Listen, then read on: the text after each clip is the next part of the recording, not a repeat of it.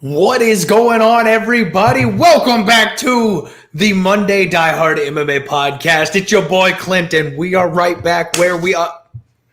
We are not right back where we always are. I'm on a bit of a budget stream today, not in my usual home life situation. As you noted, the thumbnail was a little bit janky today, so expect I'm going to update that when I have the chance when I'm home. I'm sorry if the sound sounds off just a little bit. The acoustics are a little bit different today, and obviously I don't have my glorious green screen to rock with me, but the show must go on. We will always have the Monday live stream to talk some MMA action. It is just your boy today, no special guest, so we're going to have a little bit of a cozy back and forth here. I like to mix these in from time to time. We were supposed to have my guy James Lynch on the show today. Unfortunately, something came up. He had to pull out. Don't you worry. We will get him rescheduled and back on a different card. Grateful dude in the chat. First one coming up, talking already about Cody Garbrandt's chin. I feel you there, buddy. How you doing? Thank you for joining the show today. Peter Cirillo. We've got Chris. We've got Tony C. MMA Dog.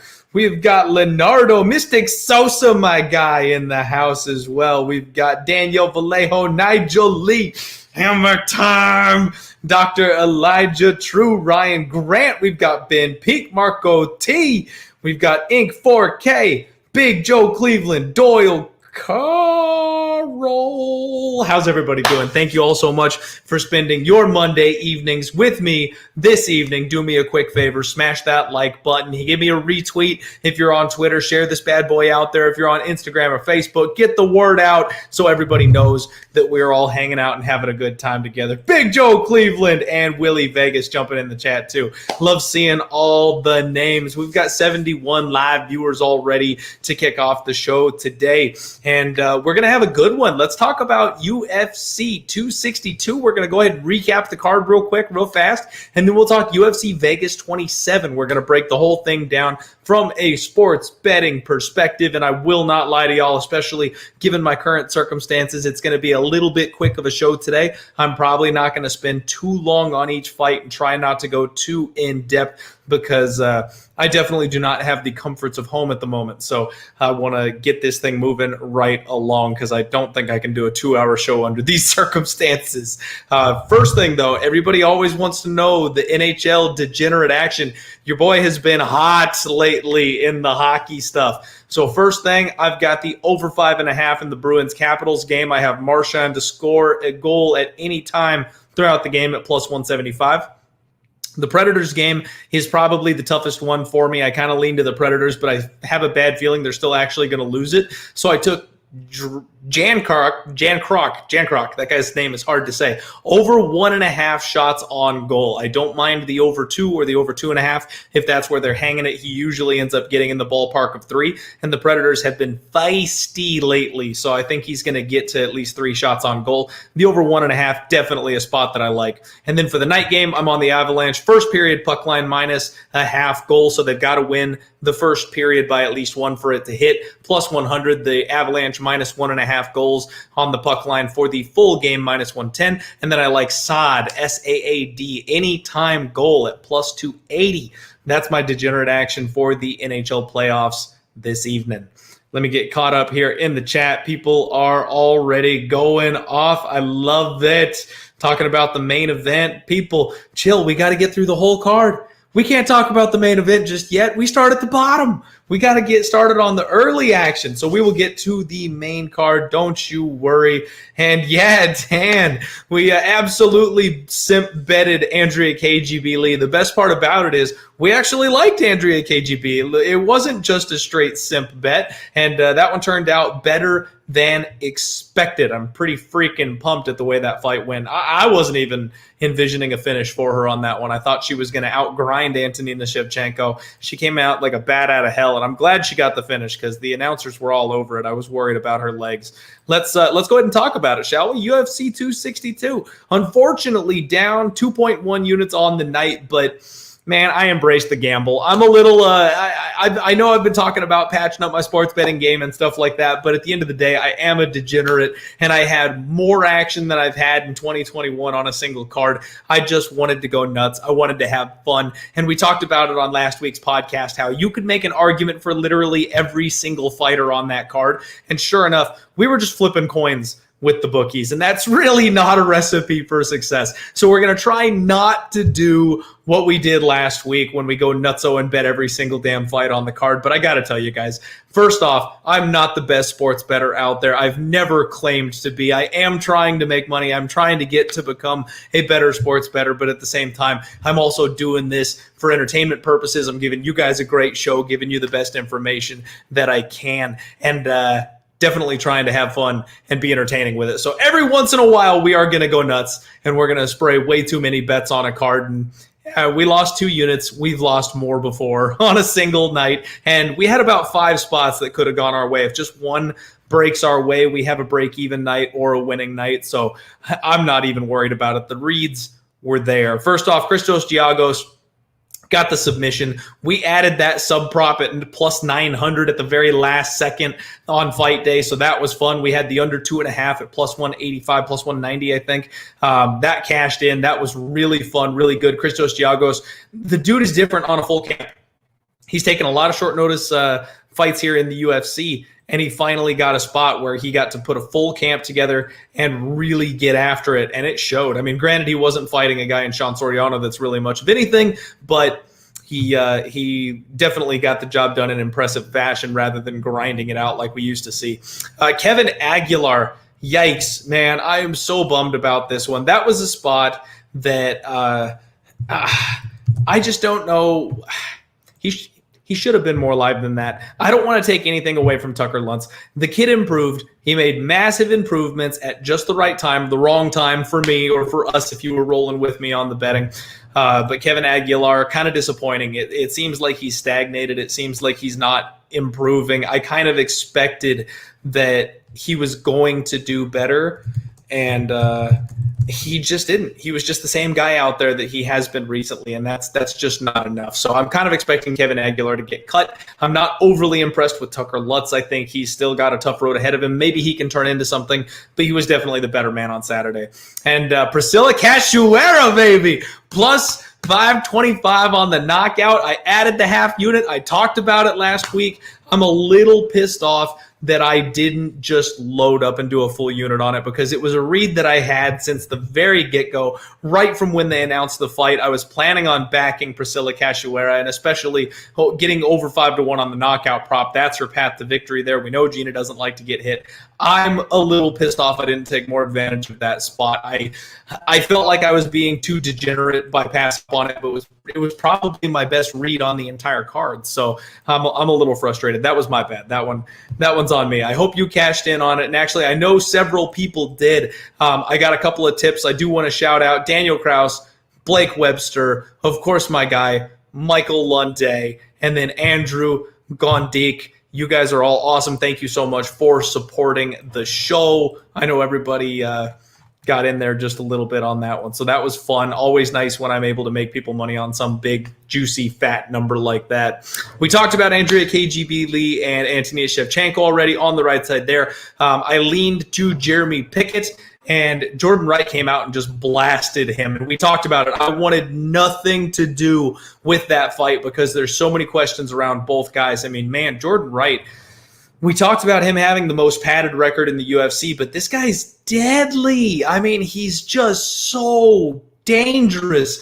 You kind of can't underestimate him. Like, he seems almost like a Nico Price to me. If the right guy gets him, he's going to go down himself. But if you can't be that guy that can weather the storm, and we thought Pickett had good durability, he got Pickett out of there in a minute. So if you think you've got durability, he's sure as hell going to test you. And I think we've got the second coming of Nico Price on our hands here. Jordan Wright might be legit. He might actually make some improvements and turn into a thing here in the UFC. Give him some time.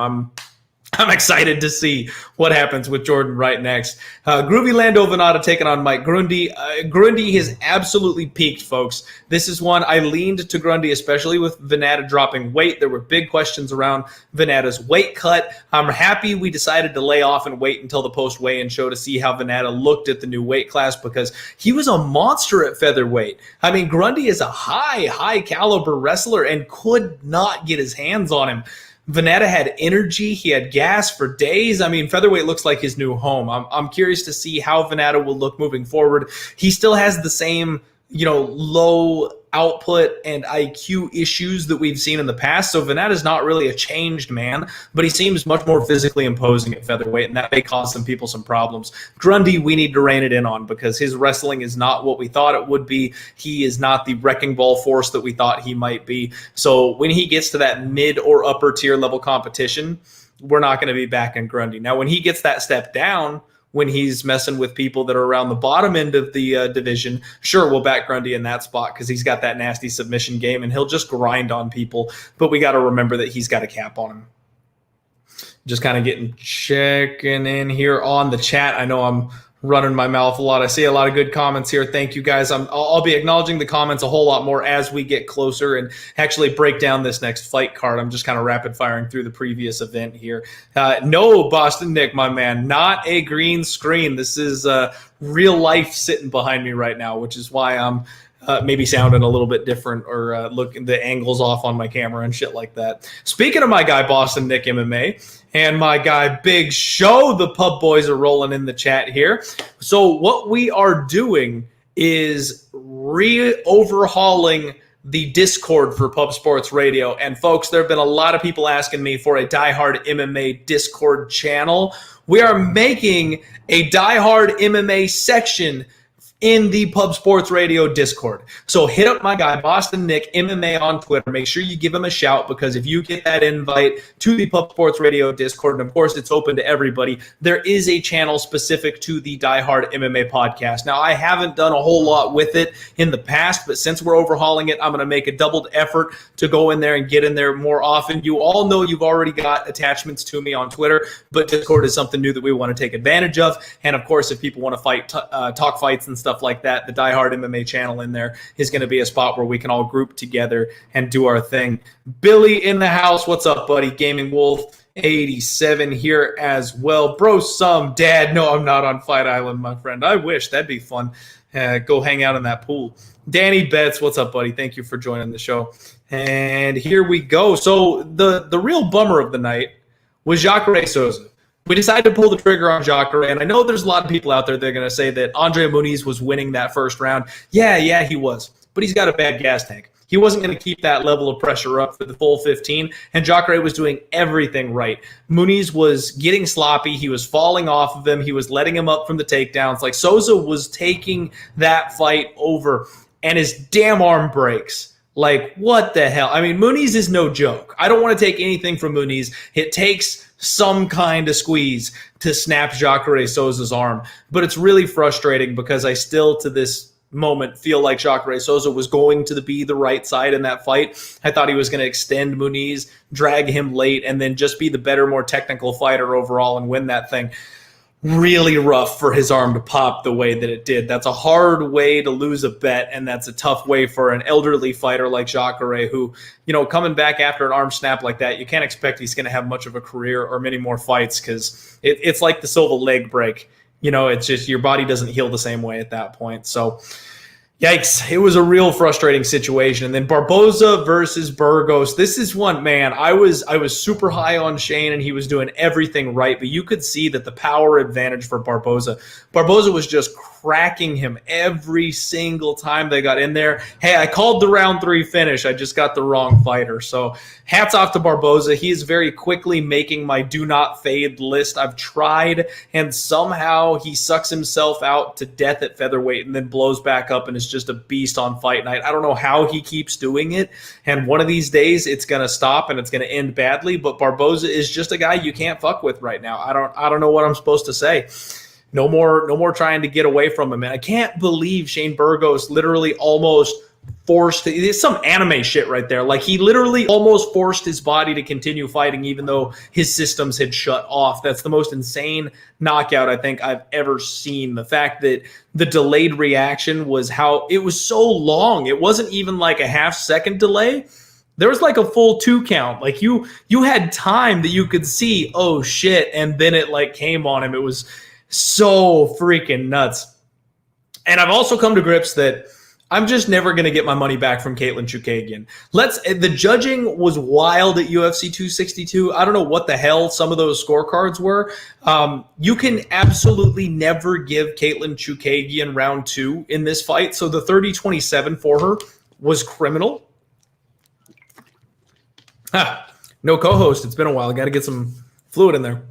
So Caitlin, geez, man, like I'm okay with her winning the fight. It was very clearly round 3 Chookagian, round 2 Viviane Araújo, and then it all came down to how you scored round 1. I'm a little biased. I had a bet on her, and I do think that Viviane Araújo with the volume did enough to win that round. I had it 29-28 for Vivi, but I'm not going to argue with you and say that that's the perfect scorecard. 29-28 for Chookagian is perfectly acceptable in my opinion, but 30-27 is unacceptable for Caitlin Chookagian. That is never possible.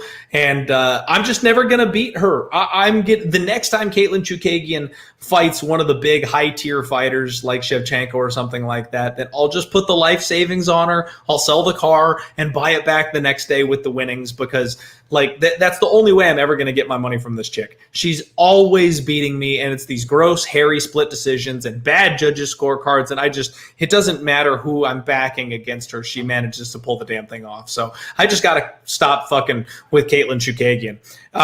Matt Schnell taking on Rogerio Bontorin. We had the under 2.5, and Bontorin let Schnell off the hook. I'm frustrated. This is one of the ones I'm talking about where it very easily could have got us into profit and been a positive night for us because Bontorin absolutely backed off when Schnell was badly hurt, and then he rocked him again and did the same thing a second time. So I know for the fighters, they're not necessarily emphasizing the finish. For them, it's just getting the win, especially when you give up 20% or whatever of your purse. Sponsoring just needed to get in the W column. So I get that, but at the same time, it's the UFC, bro. Dana White's handing out $75,000 bonuses. How are you not going for the knockout when your opponent wobbles like that? That was a bit frustrating. So lightweight fight, the death of Tony Ferguson. We all had to just kind of sit back and watch it like a bad car crash. I'm happy for Beneil Dariush. Good to see him finally get that win. But one thing I kind of take away from the Beneil Dariush spot is that I'll be completely honest here.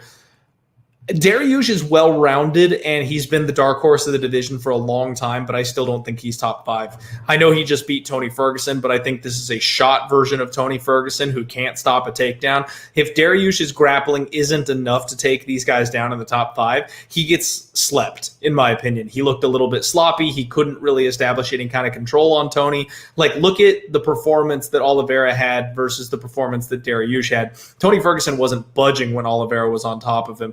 And Dariush, it was all he could do to just stay in that position. And then Dariush on the feet was winging wild, big bombs, just no regard for himself, no defense. None of it was sharp or crisp or accurate. He was just swinging for the fences. I mean, imagine if Beneil Dariush fights Justin Gaethje. Gaethje's going to chop his leg apart and break his jaw. It's not even close. So I like Beneil Dariush. I love the guy. I'm glad he got a good, nice, big win. But I don't think he's going to do well from this point moving forward as he continues to climb the ladder. I think any one of Oliveira, Gaethje, Poirier, McGregor, I think they all just destroy Beneil Dariush personally. Lightweight fight for the main event, since we're talking about Charlie O. Man, what a fight. We had Michael Chandler.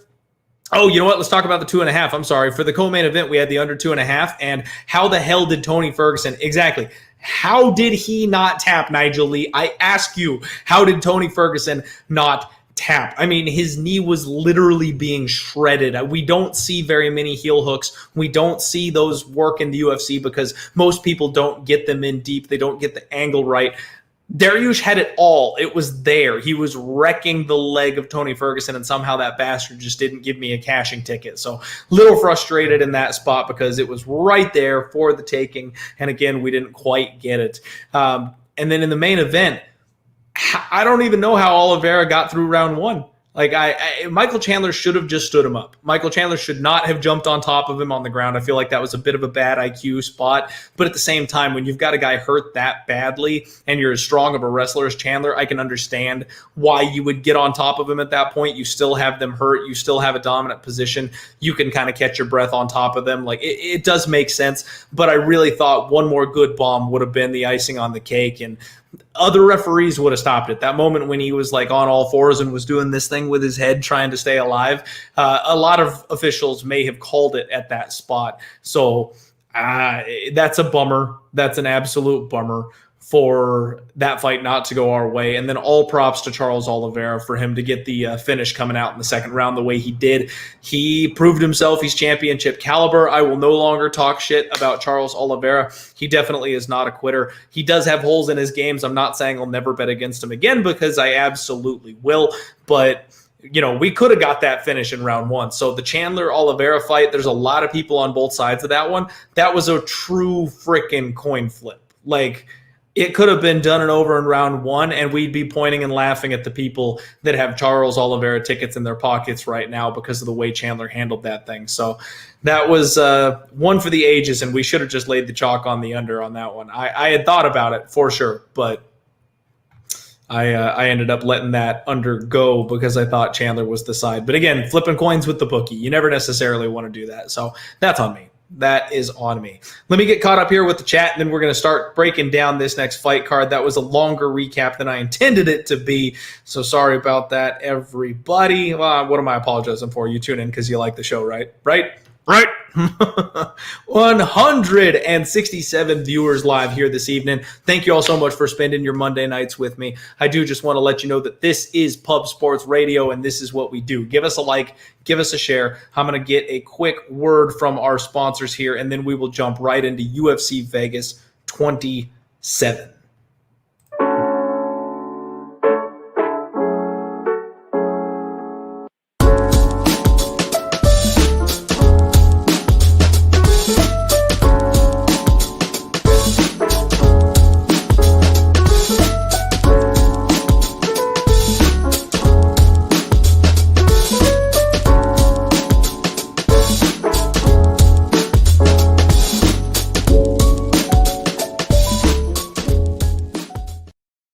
All right, we are back. Everybody's hungry. Let's start talking about some freaking fights. What we've got up first here is Raphael Alves taking on Damir Ismagulov. And yes, you have not heard that name in a long, long while, to quote Obi-Wan Kenobi.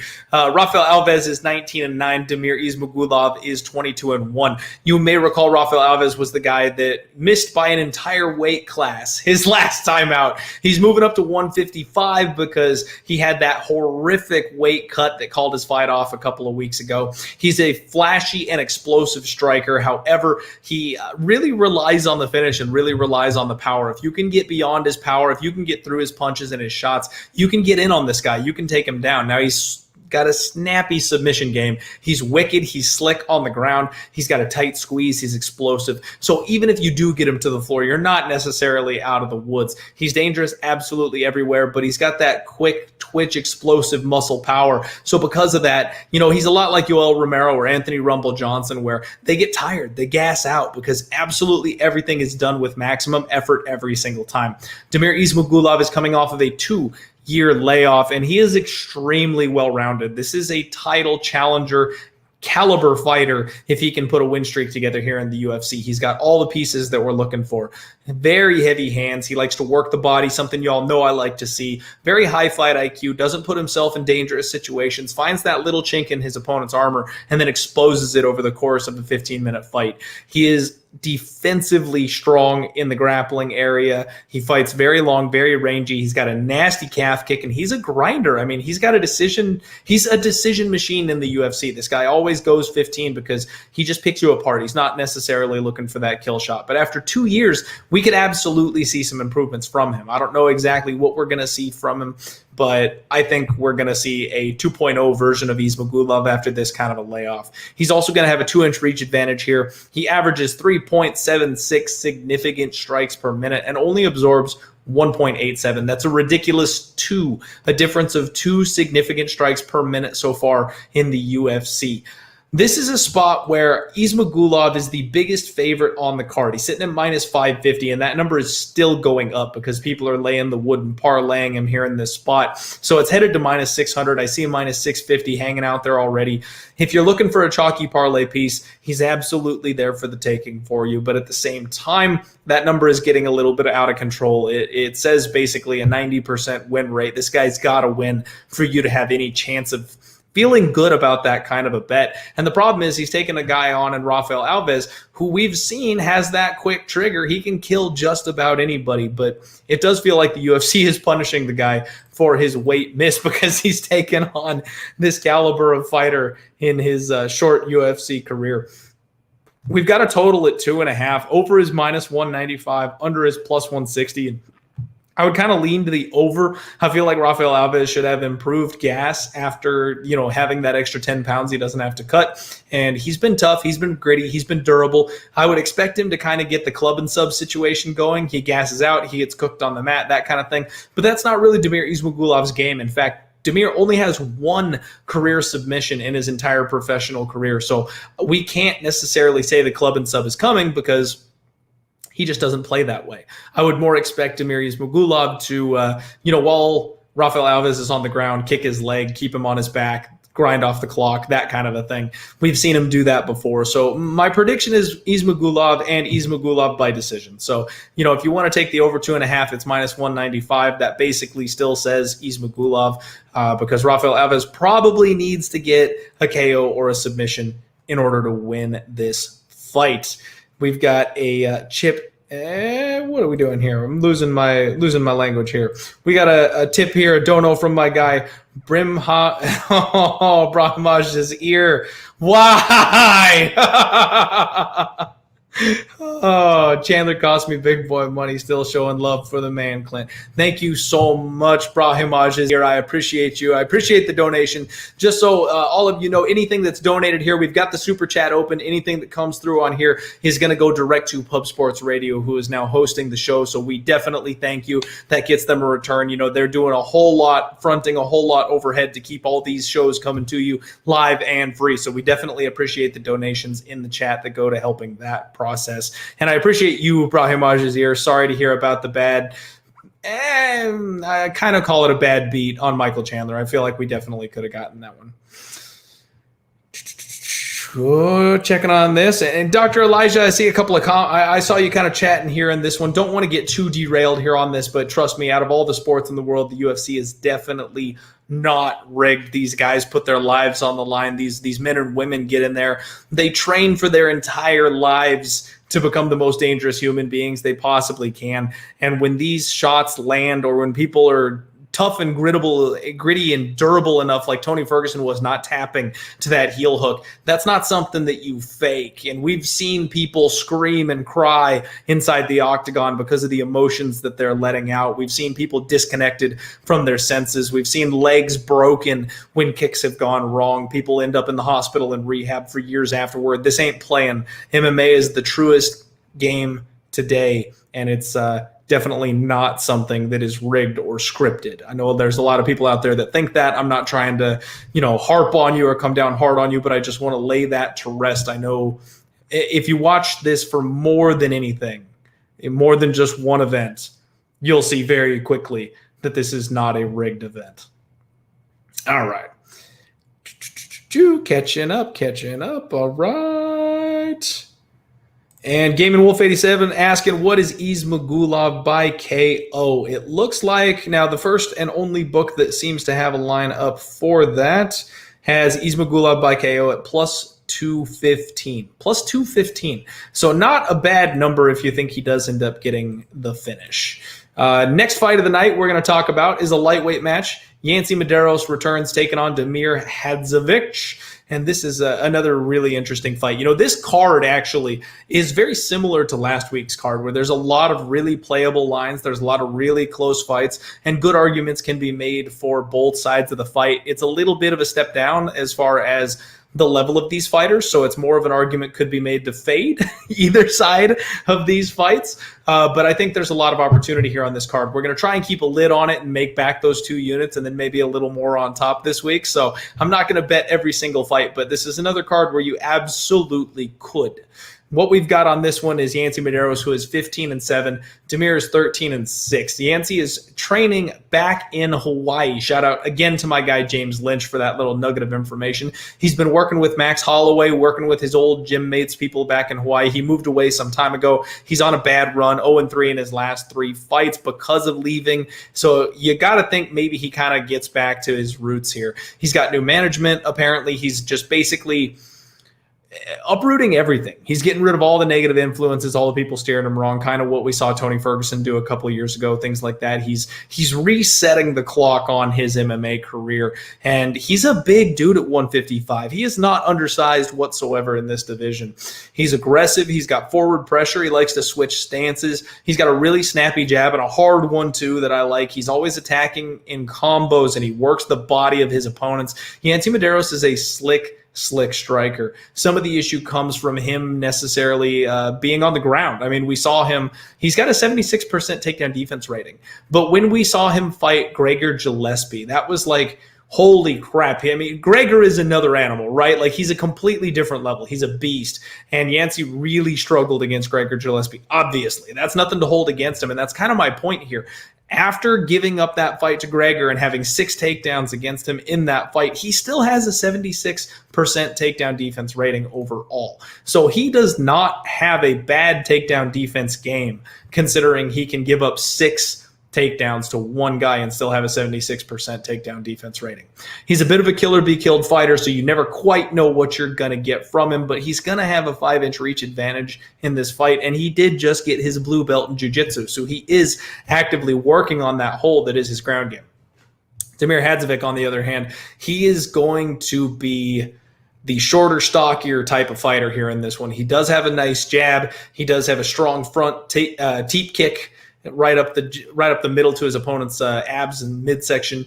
He does have a nasty lead left hook. He likes to walk forward and walk his opponents down. This is a guy that is able to shift gears. He's a decent grappler. He likes to pin his opponents up against the cage and work on them from there. If he does get you to the ground, he does have heavy ground and pound. However, he's got a relatively low level of competition. And that's something that we kind of want to talk about and take notice of here for me in this fight, is that Yancy Medeiros has an underratedly high level of competition in the UFC when compared to Damir. So he fought Francisco Trinaldo, he fought John McDessie, Dustin Poirier, he fought Jim Miller, Donald Cerrone, Gregor Gillespie, Lando Venata, Alex Cowboy Oliveira. I mean, these are big names and people that have been with the organization forever. And yeah, he's been on a bit of a rough run. He's maybe 500 in the UFC, but he's a proven talent in the UFC. Damir, on the other hand, has fought Mirbek Taisimov, Alan Patrick, Christos Giagos, and Renato Moicano Carnero. Those are his losses in the UFC. Now, his wins over Marco Polo Reyes, Nick Hein, and Marcin Held, these are guys that aren't with the organization anymore. So he's one of these fighters that is just barely clinging to his roster spot. His wins are only to people who are broken and have been tossed away by the UFC. And then his losses, half of them are by finish to the guys that actually belong in the UFC. So Damir Hadzovic at 34 years old, I feel like we've seen the best version of him. Yancy Medeiros is 33, but I feel like he's kind of improving and he's got a little bit of room to work in this division. I think I'm kind of leaning towards Yancy Medeiros here in this spot. We've seen Damir Hadzovic have a hard time, even when he is the grappler, even when he's the one forcing the grappling. He tends to get gassed out. He tends to slow down. I'm not confident in his gas tank whatsoever. And if Yancy is able to use that takedown defense and use that get-up game, keep this a striking match, I think that reach advantage is really going to pay off. And I think Yancy Medeiros is going to find an opportunity to not necessarily land the kill shot. He probably wins a decision. Damir is a tough and durable type of guy. So I'm kind of feeling Yancy Medeiros here on this one. What's everybody saying here in the chat? Robon Chicken Wings. Thank you very much, my friend. I appreciate that. I know that was a while ago, so just getting caught up here. And yeah, Gaming Wolf agreeing with me. Don't go crazy this week. And let's see, Nigel Lee, Medeiros is the play. I like that. Robert Brown, I saw something about that. I saw something about the they have to get it done by September or something. Absolutely crazy. All right, another guy here, Ruvius, agreeing with me. Sorry, I probably butchered your name, my friend. All right, okay, so yeah, we're seeing some love here for Yancy. I feel like he's the move.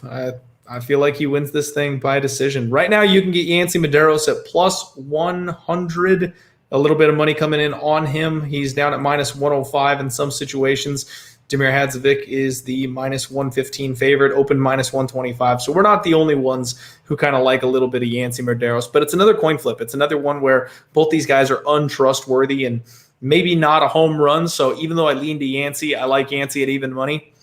I don't know that I'm pulling the trigger on it, especially after last week, because I'm just not sure which way I want to go on that. Hey, quick update on life. The Bruins Capitals game, it's 2-1 in the first, and we got that over 5.5 looking pretty sweet to get our day started here.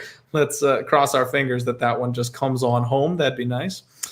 Moving this bad boy right along. Next fight of the night, we've got Joshua Culibao taking on Yilan. Joshua Culibao is 8-1-1. Yilan is 19-6. This is a featherweight fight. Joshua Culibao is somebody you may remember. Absolutely everybody, myself included, completely counted out against my guy, Charles Air Jourdain. Now, I still am high on Charles Air Jourdain. I think he's got a high ceiling. I think he's got a lot of opportunity to do some damn good things moving forward, but that was a real scare that night. You know, he should have done better against Joshua Culibao, but I think we were underrating Culibao. This kid's striking is way better than we expected it to be. He's very aggressive on the feet. He's tough. He's durable. He's only got one loss. Yes, it was by knockout, but it seems a little fluky in hindsight. But he's more than willing to go to war. This guy will get in your face. He will trade with you. He will mix it up. Very aggressive fighter. I like it. I like everything that I see from Joshua Culibao. And after that fight with Jourdain, I put a pin in it, and I said I will be looking to back this kid if possible the next time around. Now, Yilan is making his UFC debut.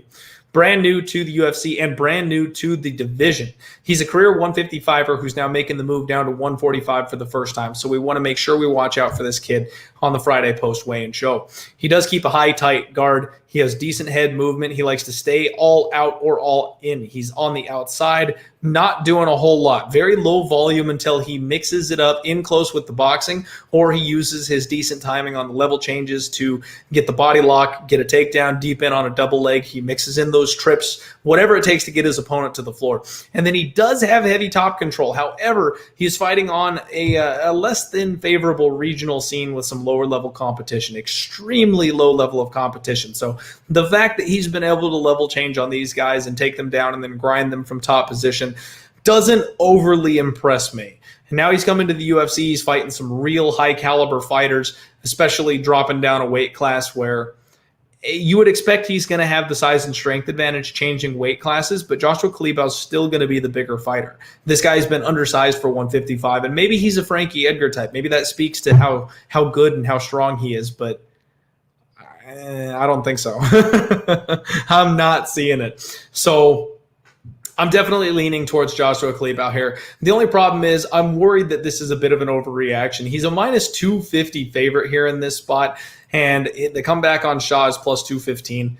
Like I said, I am not impressed whatsoever with Yilan Shah, and I was actually tempted to parlay Joshua Culibao. However, that's a whole hell of a lot of an overreaction. And then for me to trust him in a parlay with another fighter, I think that's just a bad move. I do think Culibao wins. I think there's an opportunity for him to win by knockout. Yilan has been finished before, and with the heat that we have seen Culibao throw, I wouldn't be surprised whatsoever if he connects and he puts him down. Maybe I'll look for an inside the distance prop or something like that, but I think I made a mistake trying to parlay Culibao. Thankfully, I didn't lock that bet in. I just kind of stared at it for about 15 minutes.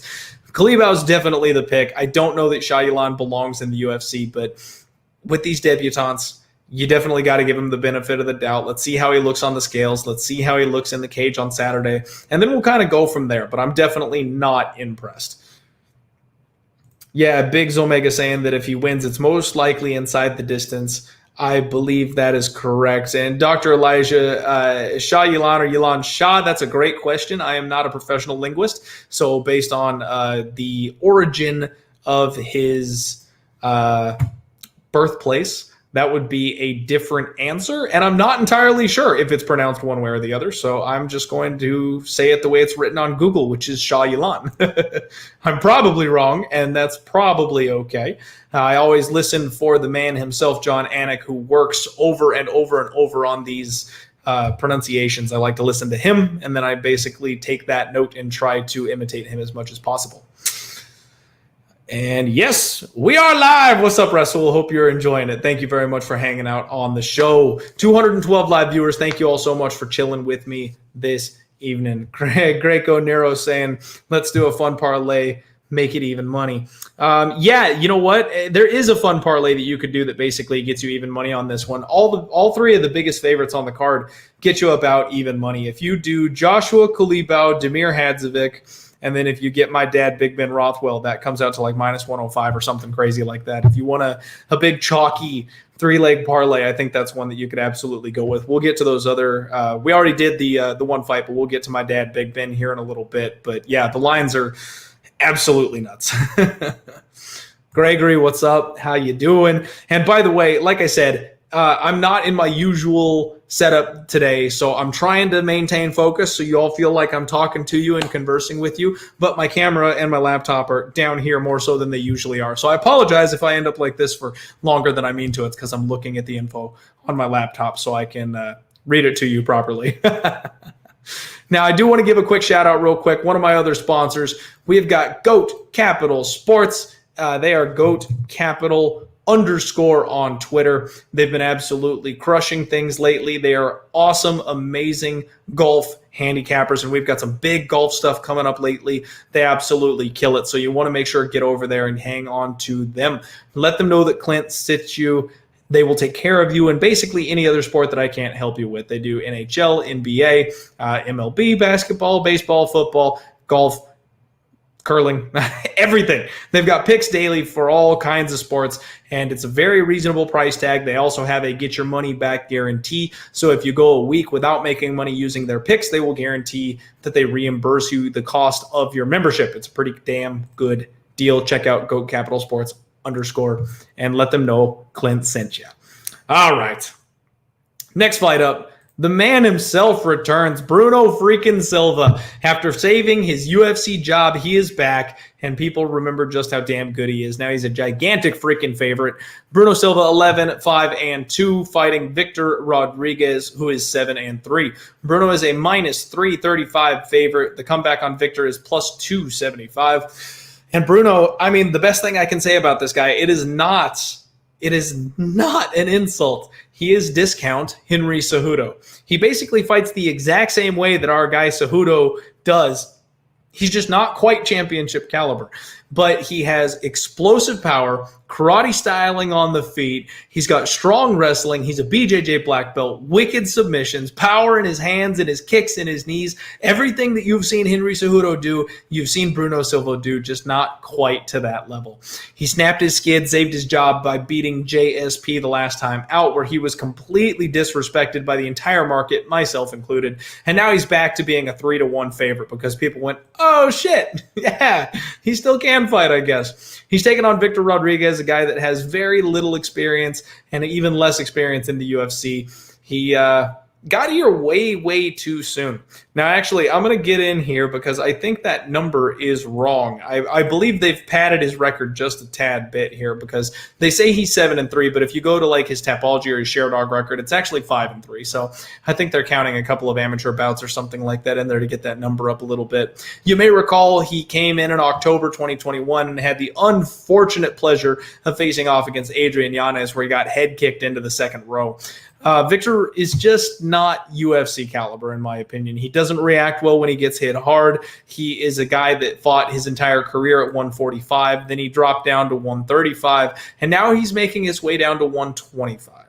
So finally, he's in a weight class where he will have a size advantage over his opponent.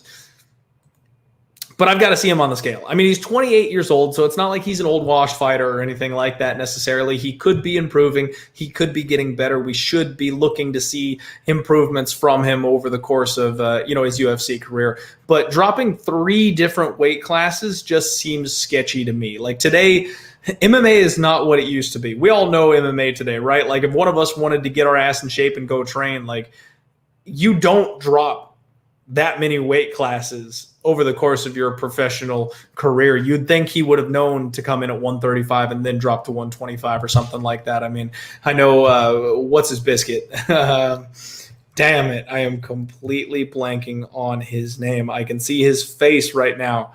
185er. Jeez. Crystals. The guy that likes the crystals. Somebody in the chat help me out. He's got raw power. He just lost to Bobby Knuckles. Why can't I remember his name? This is going to bug the hell out of me. Oh,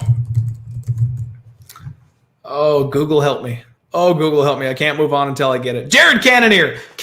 Thank you, Ryan Malloy. I appreciate you, Jared Cannonier. So unless you're a guy like Jared Cannonier where, he came in heavyweight, he was way overweight and then worked himself all the way down to 185. Like that's one thing. But these little guys, it's not like Victor Rodriguez came in here fat and out of shape and was a 155er with a spare tire on his front. No, like he's been fighting 145 his whole career and then moved himself all the way down. I worry about him cutting another 10 pounds, I'll be honest. So definitely someone we need to watch out for. Definitely need to see the scales and see if it's something that he is even capable of doing, because I absolutely think that it's going to be a bit of a problem for him to get down to 125. So we'll see. I'm obviously going to side with Bruno Silva. I kind of actually like the submission here. So Rodriguez has been finished 3 times. He's got 3 losses, all 3 by finish, 2 knockouts, 1 submission. With him coming down a weight class, I think that he's going to be a little bit, he could be a little less durable with the weight cut and stuff like that, but fighting smaller guys, maybe Bruno doesn't hit as hard as Yanez does. I would expect he probably doesn't. We know Bruno hits hard, but I could absolutely see the club and sub. I could see him having gas tank issues and Silva getting in on a double leg and getting him to the floor and cooking him on the mat and then getting a submission. I think inside the distance for Bruno Silva makes a lot of sense, but I'm really going to be looking at the submission prop for Bruno Silva on Saturday, because I absolutely think it's something that he could do. Grind out Victor Rodriguez, hurt him on the feet. When he shells up or when he tires out on the floor, then you lock up that rear naked choke and put it away that way. I think I'm going to call my shot Bruno Silva by submission. That's how I'm looking. And just touching in here on our game, it's 2-2. Bruins in Washington, 2-2. We only need 2 more goals to cash that over 5.5. So feeling pretty good about that. Feeling pretty good. All right. Skywalker, what's up, buddy? Thank you very much for hanging out. Appreciate you coming and chilling here. All right. Next up, we've got, by the way, this is a huge card. Huge freaking card. Long preliminary slate, long main card slate, a lot of fights that were canceled or pushed back, shit like that. They're all ending up on this same card. So it's going to be a big night. Lots of fights to get through here. Welterweight fight, Court McGee taking on Claudio Silva. And my first bet of the evening, my first actual bet that I've laid my hard-earned money down on.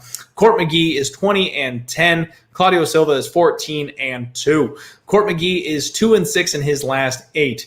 And it's disappointing how he has come up just short in some of these spots. But the one thing that you can say about Court McGee is that he's not shot. He's just outclassed by some of these guys. He's given absolute hell to everybody that he's faced so far.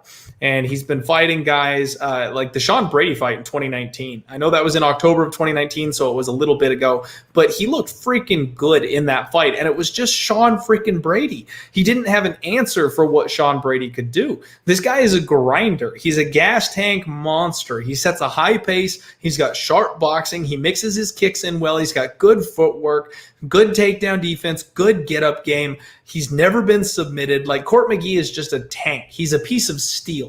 You can't knock this guy out. You can't submit this guy. Good luck taking him down and controlling him and holding him there. He's struggling a bit in the UFC, and that absolutely makes sense. But he's just a meat and potatoes fighter that does not quit. He's going to have a 4-inch reach advantage here in this fight. He averages 4.9 significant strikes per minute. He absorbs 3.94. So even though he's on that losing skid, he is outlanding his opponents by almost Oh, I'm sorry, not by almost. He is outlanding his opponents by a full significant strike per minute. So he is absolutely piecing his opponents up on the feet, even though he's posting L's at some of these decisions. Now, Claudio Silva on the flip side, this dude's 38. And y'all know the rule. If we get to 40, we have to have a damn good reason to back somebody. Now, Claudio Silva is a guy that we have backed, even though he's getting up there in age multiple times. But his last fight really scared me. His battle with James Krause. Give me just a second. 1 second.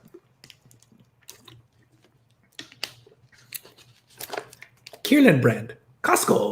All right. So Claudio Silva is a high level submission grappler. Nasty black belt.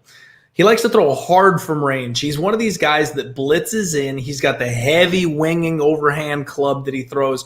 All of his strikes are basically set up to close the distance and body lock his opponents. That's all he wants. He wants to body lock you, drag you to the floor, transition to your back, and choke you out. That's his whole game plan. He's got nasty power because he has reckless abandon when he throws. And then when he gets you on the floor, he's got dominant jiu-jitsu, and he's got big, nasty ground and pound if he wants to go for it. He is always hunting the back, and like I said, will just drag his opponents down once he gets on that body lock. But he has shown some really poor fight IQ recently, and I think we're at the point where that age is starting to play in. In his fight against James Krause, now I know James Krause is a fantastic fighter. James Krause is a very intelligent fighter, a high IQ fighter, but so is Court McGee. And Claudio Silva looked really bad in that fight, not because James Krause made him look bad, but because he chose to fight bad. He was throwing these wild shots from outside, and when he couldn't get James Krause down, he didn't have much of an answer. When he couldn't submit James Krause, he still didn't have much of an answer. When he got countered by James Krause, he got rocked. He got hurt. He got wobbled. He backed up immediately.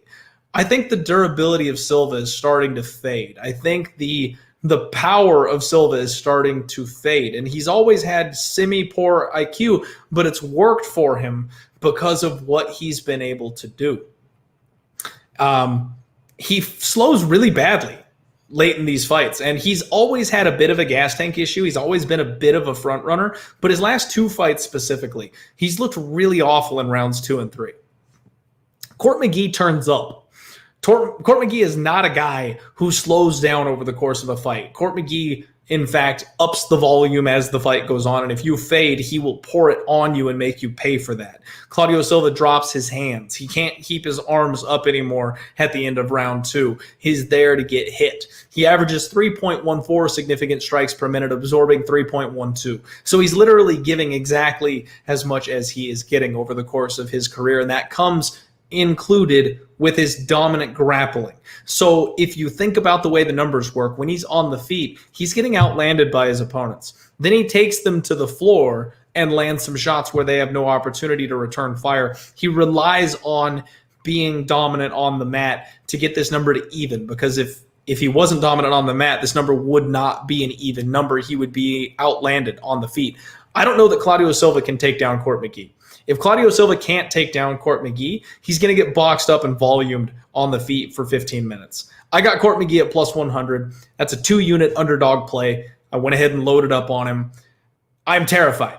I'm absolutely terrified making this bet because Court McGee has seen better days, and he is not an elite fighter, but he has exactly what we need to defeat a fighter like Claudio Silva. It's just up to him getting it done. I wish I had gotten on this fight earlier as far as my research was concerned. Court McGee opened up as a higher underdog, and I really would have loved a better plus number, but I will still take it at even money at this point. I'm back in Court McGee here, and if you've been with me more than just a couple of shows, you know, one of the things I used to say, or I say it every time I get the opportunity to, sometimes the best bets are the hardest ones to make. The fact that I'm backing Court McGee because I have to is what makes it a good bet to me. I don't want to, and yes, you could be like, well, Clint, then just don't. Well, yeah, there's a lot of spots that I think are too sketchy to bet and that I pass on. But when I look at this one, I have to bet it. The line is there. The win condition is there. It's scary because of the guy he's fighting against, but the whole picture comes together too perfectly, and the line is right for me to take the shot. I have to make that bet. So I'm going Court McGee, folks. That's what I'm doing. I am going Court McGee. Catching up here with the chat. I see some talk about Alexei Olenek. Can't wait for that man to get back in the cage. I love me some Boa. All right. Yep, grateful dude with me here. McGee has never been submitted. And yeah, Stephen H., we all love Uncle Glover. Cannot wait. I love that guy. Unfortunately, I'm going to have to bet against him against Jan Blachowicz. I just don't see any way I can't do it against Jan. Jan is too damn good. Glad Nigel's with me here. Ruvia's laughing at me for this one. That's all right. That's okay. All right. Skywalker agreeing here makes sense. Sounds good to me. And then Concrete Coma shouting out the MMA Guru Army. Okay. All right. Hey, if you're talking MMA prediction guru, I love Guru. Guru's my boy. We used to do live shows together and stuff like that. He's a monster, man. When that kid gets on a run, he knows his shit. Absolutely knows his shit. Okay. I believe we are caught up. Let's move the show along. 230 live viewers. I do appreciate each and every one of you hanging out with me this evening. We're going to fire through the rest of this card. Next up is my dad, Big Ben Rothwell, taking on Chris Barnett. Let's keep this one relatively short, shall we? Big Ben Rothwell, we've talked about the man multiple times. He's now a minus 310 favorite here after opening up at minus 245. The comeback on Barnett is plus 255. I mean, this guy Barnett's making his UFC debut, and he's a bum. He's an absolute bum. He's 21-6. He explodes in to close the range. He is flat on his feet. He is big old flabby fat heavyweight. Keeps his hands low. No gas tank. Probably a 205 or if he got his ass in shape. I mean, like, this is the kind of guy that doesn't belong in the UFC and definitely doesn't belong at heavyweight. Ben's going to have a huge size advantage, a 4-inch reach advantage. Ben wins this fight however he wants to. If he wants to take this guy to the mat, we haven't seen Ben's grappling in a long time, and if he wants to wrestle this guy, Barnett's got no answers off of his back. Ben Rothwell can absolutely ground and pound the daylights out of this dude or submit him at will. And on the feet, even though Big Ben is a little bit low volume, he's going to see everything Barnett throws from a mile away. He's going to see it coming. So should have absolutely no issues outstriking this man as well as submitting him whatever the hell he wants. Now, Chris Barnett, like, you can't necessarily just look at their records on like Tapology or ShareDog to get a feel for them. I did watch my tape on this guy, but something to note is his last three opponents. He's been on a little win streak, and that got him this short notice call here. He fought a 5-4 guy, a 5-3 guy, and his last fight was an 0-1 guy. So, I mean, this 21-6 guy with a horrifically padded record who's undersized, underskilled, and now coming in on short notice, probably honestly just giving Big Ben a bonus. Give this man a win bonus. He's been in the UFC forever. He's had several fights canceled. You know, his opponent pulled out just a week or two ago. The UFC caught this Chris Barnett dude and was like, yeah, we'll give you a one-fight contract. Come on in. Come fight Big Ben Rothwell. Let's get the man paid. Big Ben, however the hell he wants to win this fight. I hate to say it because of how old he is, how shot he is. You usually don't want to be laying chalk with him. Big Ben's a parlay piece this week. Like, I don't see how Chris Barnett beats him. I mean, unless Chris's power is way underrated and these scrubs just, he hits like a heavyweight. He's got power. Sure, it's there. But Ben Rothwell's chin isn't so far shot that this guy should be able to knock him out. In fact, I think Chris is probably going to have a hard time reaching Ben. So, yeah, I got Ben in this fight. I got Ben by however he wants to win the fight. Jeffrey Reynolds asking, what do I think about Charles Oliveira versus Usman in the future? I'll be honest. I think that we got to pump the brakes a little bit on Charlie O. He won the belt, but he didn't actually beat a top UFC caliber opponent.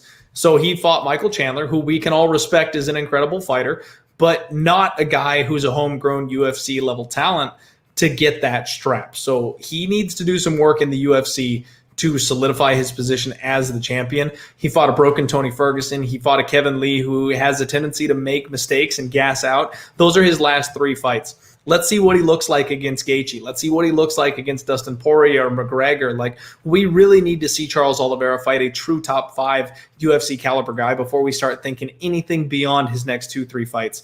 And he's more of a 145er. I know he's really tall and long, but look how skinny he is. Usman would ragdoll this kid. Usman would do whatever he wanted to Charles Oliveira. So we definitely need to chill out on the champ discussions. I don't think that would be even much of a fight for Kamaru Usman, if I'm being honest. So sorry, that's not a very fun answer, but Charlie O needs to stay at 155. And, I can absolutely understand Rubius not wanting to put Big Ben in a parlay. I get it. Like I said, I get it. I don't want to parlay him either, but against this caliber of opponent, he should really just roll through.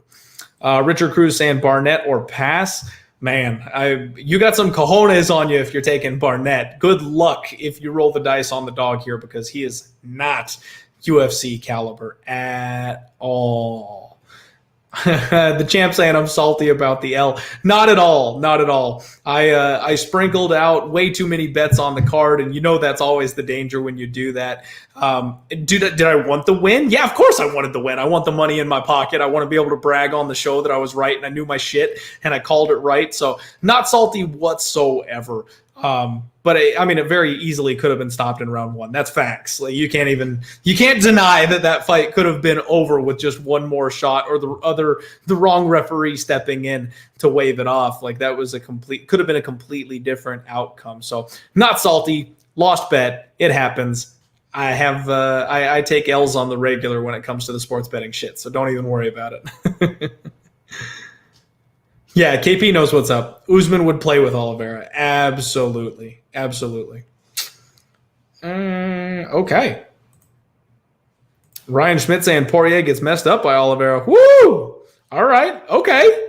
I want to see those fights. I want to see them. I really do. I know they put the lines out for Poirier versus Oliveira and McGregor versus Oliveira, and both guys are hefty favorites. Poirier is like minus 190, and then McGregor, I think, is like minus 175. So no matter who wins that fight, the champion is going to be the underdog in his first title defense. So that's going to be a bit crazy. And he might have to earn my respect, but at the same time, I'm probably not laying that price tag against him. I know better. I would be more inclined to take the dog at that kind of plus odds against one of those guys, just because of the value, even if I didn't necessarily see him getting the win. Beach Money, I did go with Chandler. Yes, I did. I absolutely did. So like I said, I took that L. I lost that bet because I did go with Chandler, but I'm not salty about it. There's been some bets I've been salty on. The Chandler bet was not one of them. Justin saying he's ready for Francis. I like that. All right. We're getting a little off track here now, because now we're talking about the lightweight title picture again. Let's get back into UFC Vegas 27, because that's the one that's actually coming up here on Saturday, and we have reached the final fight of the preliminary card. Ricardo Ramos taking on Bill Algeo. We've got Ramos, who is 14-3. Bill Algeo is 14-5. Nice matchup here at featherweight. Ricardo Ramos is fighting out of Team Alpha Male. He's been training out there with those guys. High-level BJJ black belt. Incredibly aggressive striker. Heavy hands. Unorthodox. He'll throw spinning shit. He comes in with blitz attacks, and he uses those blitz attacks to clinch up with his opponents. He's another one of these guys that he's really slick from range. And he gets you thinking about the striking, and then he comes in with a big power shot. You think he's going for a knockout. He's actually just trying to get in on a body lock. He mixes that in really well. I love it. It's beautiful to watch when he does do that, because he fakes everybody out. You're thinking he's going for a big knockout home run, and he actually ends up slinging in the underhooks or something and transitioning to the back of his opponent. He reminds me of Charles Oliveira. Ricardo Ramos is a very, very young man. He still has a lot of fighting life left in him, even though he's been clipped and knocked out a couple of times, and people are talking about him being chinny. That's exactly what happened with Oliveira. We watched Oliveira grow up in front of us. We're watching Ramos grow up in front of us. He just needs to turn that corner and put it all together for him to be an absolute force at featherweight. Is it going to be Saturday? It might be. I don't know. He's coming off of a pretty bad knockout loss to Lerone Murphy, but Bill Algeo is not Lerone Murphy. Lerone Murphy's got some ungodly power in his hands. Bill Algeo is a volume guy. He's one of these fighters that comes out and sets an incredibly high pace, and his gas tank is really used as a weapon. He tries to break his opponents over the course of the fight by just putting it on them, and he relies on his durability. He keeps his hands low, he stays in his opponent's face, and he gets hit a lot. He's going to have a 1-inch reach advantage here. He's a Brazilian Jiu-Jitsu black belt himself, and he does have a strong kicking attack from outside. But I got to tell you, I wouldn't want to get into a kicking pissing match with a guy like Ricardo Ramos. I think Bill Algeo will lose that battle. He's got good knees in close. He's got decent boxing in close as well. If this is a striking match, this is going to be a really, really fun fight. And maybe fight of the night. This one is low-key chances for fight of the night, which is why they made it the final fight of the preliminary card. Should be a ton of fun. What we've got is money coming in on Bill Algeo. He's a -125 favorite. Ricardo Ramos is an even money or +105 underdog on the flip side. And this is another one a lot like last week where it's an even money fight. It's a coin flip for a reason. Much like the Yancy Medeiros spot, I've got to read, but I don't know I'm getting involved. I actually think Ricardo Ramos is the side here. You know, I talked about how he's kind of like Charles Oliveira. I think all it's going to take is him putting it all together, and then he's going to be a problem. I think he absolutely has a shot to come in here and wreck Bill Algeo. Now, Bill Algeo is a guy, I actually like Bill Algeo, but Algeo is a fighter who he hasn't fought the best level of competition so far in the UFC. He's relatively new. You know, we haven't given this guy time to marinate just yet, and we're already having him be a favorite over someone like Ramos. And he lost to Brendan Loughnane on the Contender Series. He got a short notice fill-in spot against Ricardo Lamas, where he did impress in his loss, but he lost to Ricardo Lamas. And then he beat Spike Carlyle. Spike Carlyle is no longer in the UFC. Spike Carlyle is a guy that if you get him out of the first round, he's not nearly as dangerous as he is in that first round. So he's 1-1 in the UFC, and now we've got him as a favorite over Ramos. I feel like this is a bit of a recency bias. I think the loss to Lerone Murphy is really getting people down on Ricardo Ramos, and I think that that's getting people to question the chin of Ricardo Ramos. However, like I said, Bill Algeo is not Lerone Murphy. Lerone Murphy is an entirely different level of prospect than Bill Algeo is, in my opinion. So I think this line is a little bit recency bias. I believe it's a little bit off. I think Ricardo Ramos should be the favorite in this spot. And because of that, there is value on him as a +100 or a +105 underdog. I'm going to sit tight. I'm going to wait and see where this line goes, because I do think that money will continue to come in on Bill Algeo. And as that line gets wider and I get a bigger plus line, I'll be more and more incentivized to go ahead and take that shot on Ricardo Ramos. We will see what happens. But I definitely side with Ricardo Ramos in this spot. I think he's going to come back. He's going to look better. And fighting a guy that doesn't have that quick one-shot knockout power, I think that's all he needs. I think he's going to be in a more technical fight. I think he's going to be able to get into a grappling match. And I think that he'll be able to control the distance and be the guy that hits harder from range. So, yeah, I think that Ricardo Ramos has a lot of ways to win this fight. Meat Man, what's up? Thanks for hanging out with me this evening. Appreciate it. Ruvia saying that Ricardo Ramos has to sub the guy to win. I don't think he has to, though. That's the thing. I think Ricardo Ramos has the gas tank and the pace that he can stand with Bill Algeo. So I don't think he absolutely has to. Nigel Lee saying this fight is a pass, and I kind of agree with that. KP saying, where do I get one of your diehard MMA shirts? You go to pubsportsradio.com. If you go to the Pub Sports Radio website, you will find the shop tab. We have 3 different shirts. We've got the classic Die Hard logo. We've got the Fireball and Popcorn. And then, of course, the Die Hard Stimulus Check. Those are all available for you on the Pub Sports Radio shop. Type in pubsportsradio.com or in your Google bar. It'll send you right over to the right place. Appreciate you, KP. Always love getting that. And let's see here. Ryan Schmidt saying that Bill Algeo has the size advantage and is tough. Yeah. All right. And Boston Nick, my guy, throwing out the Discord. Everybody get in there. Everybody check it out if you want to come hang out in the Pub Sports Radio Discord. Yeah, Meat Man, almost at plus money. It's extremely tempting there. All right. Nathan, buddy, what you talking about? I had a couple people that I gave t-shirts away a long time ago. If you're still waiting for your t-shirt, something's up. Hit me up on Twitter. If you were one of the ones that won a t-shirt in a giveaway, hit me up on Twitter, because those t-shirts all went out a long time ago. All right. That concludes the preliminary portion of this fight. We're going to move straight on into the main card. So before we do that, we definitely want to go ahead and hear a word from our sponsors, Manscaped. Get yourself cleaned up.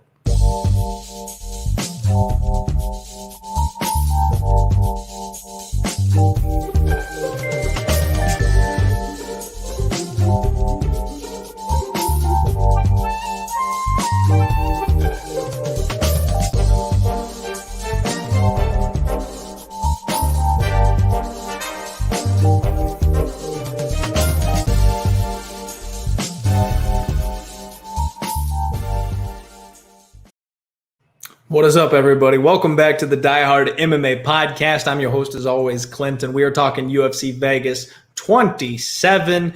We're talking about the main card at this point. I do want to go ahead and address my guy Nathan here. Still, you said you ordered it on the Pub Sports Radio site, so it should be getting to you then. It might just be an issue with the mail. Give it some time. With COVID, the shipping and stuff like that can always take a little bit longer, but tweet Pub Sports Radio on Twitter. If it's been long enough that you're like, I should have got my shirt by now, make sure you get in contact with them. The customer service with Pub is absolutely excellent. So if you ordered the shirt, it's been too long, should have got to you, make sure you hit them up, let them know. They will solve that whole situation there for you. First fight on the main card. Jack Hermansson taking on Edmen Shahbazyan. This is one of the ones I talked about that has been pushed over from a previous card. Jack Hermansson's quarterman tested positive for COVID, so they had to push it back, hoping that he would recover and then test negative in a couple of days. Jack is 21-6. Edmen is 11-1, and we all know Jack Hermansson is kind of the prolific submission guy at middleweight these days, right? He's got a nasty sub game. He's got heel hooks, leg locks. He sells out for the takedown. He's got improved boxing. He works well on the feet, but his real meat and potatoes, his bread and butter, it's on the floor. He needs you down to the mat. He drags his opponents down there. He's got trips. He's got throws. He hunts the backs of his opponents. He does sometimes shoot from the outside, though, when he respects his opponent's hands, when he's been hurt, when he's been hit. He can shoot from the outside without setting it up. And lately, it's really seemed more and more like he just doesn't enjoy being hit. He used to walk through the fire, not so much these days. Edmen Shahbazyan is an incredible boxer. He's got precise, heavy hands, but he's coming off that really bad loss against Derek Brunson. I talked about this the last time we broke this one down. I was really hoping that they'd take better care of Edmen Shahbazyan. He's a premier talent in the UFC, and the last thing that you want is miles on this kid before he's really ready to take that step up. This is a really dangerous fight because the ground game is the weakness for Edmen Shahbazyan, and Jack Hermansson is really gonna fill that in here.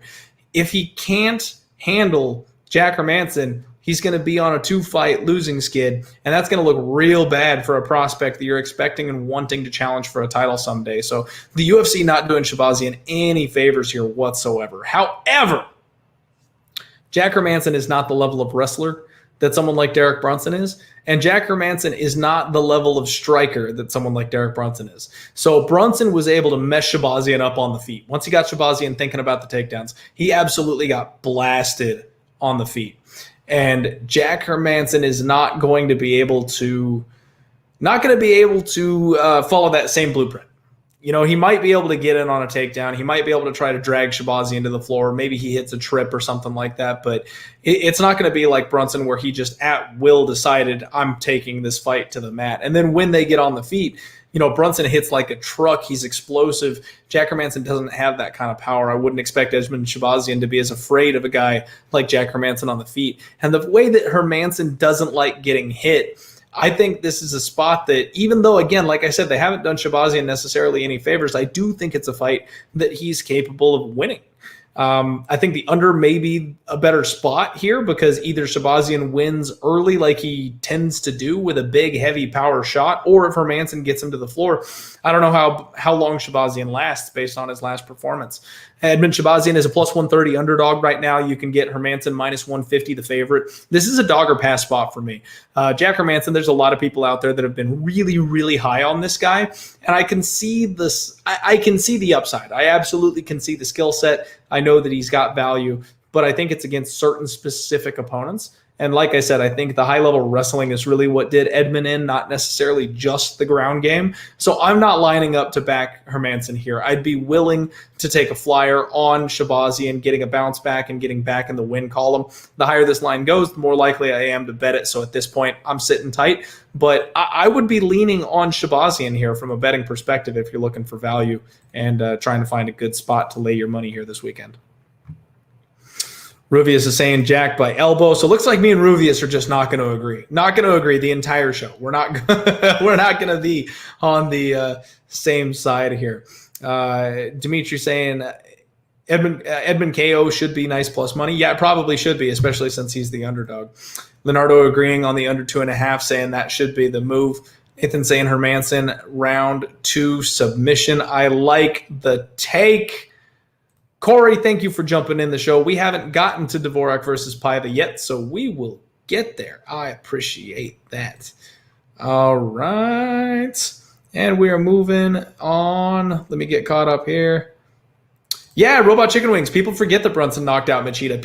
I'm not high on Brunson. I'm not a Brunson truther. I've been one of the people basically going against him, fading him, looking to get on the other side of him. That's been me. That's absolutely been me. But the one thing that you've got to remember is this guy's explosive. He's athletic. He's powerful. Jack Hermansson can't duplicate that. That's something you can't teach. If you've got that kind of power, you got that kind of body, God gave you that. Jack Hermansson wasn't gifted with that. He's much more technique. He's much more savvy. He's got the jiu-jitsu.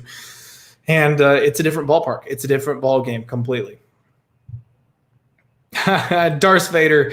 Yeah, he's a beast. He's a beast. I know. Like I said, I understand he is dangerous, but hey, we're talking the top end of the division. So, and David Branch doesn't belong in the UFC. He's one of the biggest quit jobs in the game today, and I believe he's retired at this point. So that doesn't hold much water at this point. If you're a Jack Hermansson truther, if he's your boy, I'm not trying to insult you. That's fine. I'm fans of many people that are not championship caliber fighters. That's not an issue. I'm not trying to start shit with you, Darth Vader, but I don't think Jack Hermansson is a guy that's going to end up fighting for a belt anytime soon, and I think Edmen Shahbazyan is capable of beating him.